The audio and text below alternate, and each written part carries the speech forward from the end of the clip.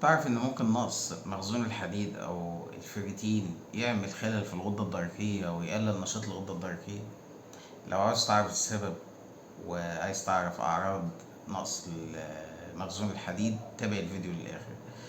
الحلقة التانية من سلسلة أعرف تحليلك بنفسك مع معمل مصطفى. السلام عليكم ورحمة الله وبركاته. أنا حازم مصطفى، صاحب ومدير معمل المصطفى للتحليل الطبي.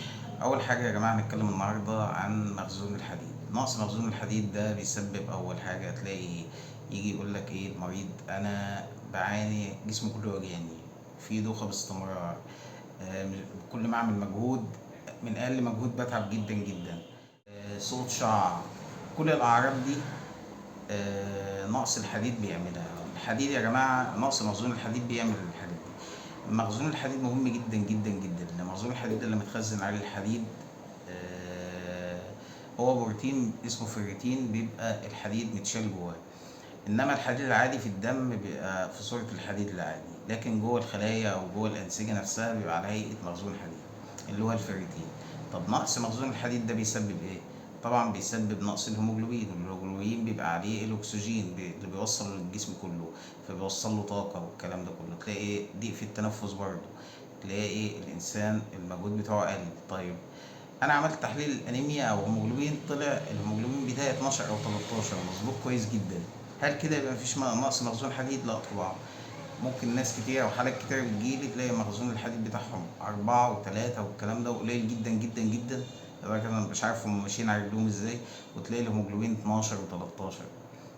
طيب الحالة دي بيبقى الهيموجلوبين او الجسم استهلك كل مخزون الحديد اللي موجود، ولحد دلوقتي لسه ما بدأش يأثر، ان الهيموجلوبين لسه لحد دلوقتي صامد، ما بدأش يقل.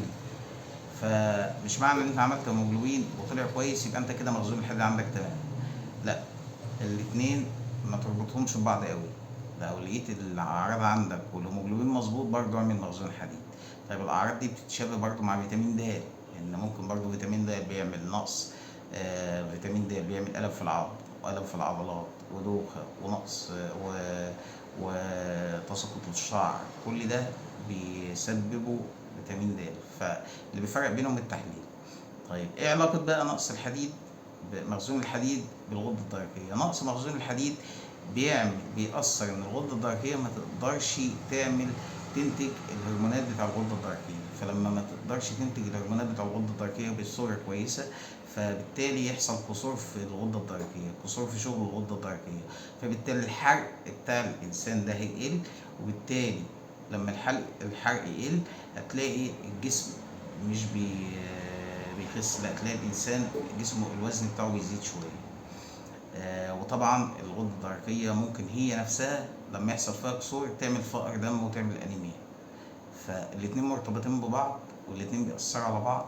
فيا ريت يا جماعه نهتم بمخزون الحديد وما تستهونش بأي حاجه.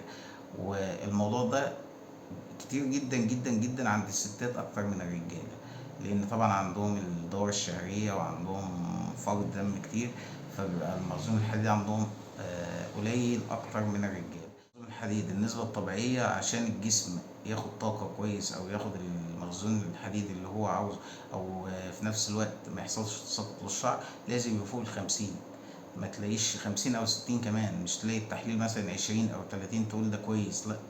ان ممكن تلاقي في الورق في التحليل نفسه الطبيعي من 20 او من 15.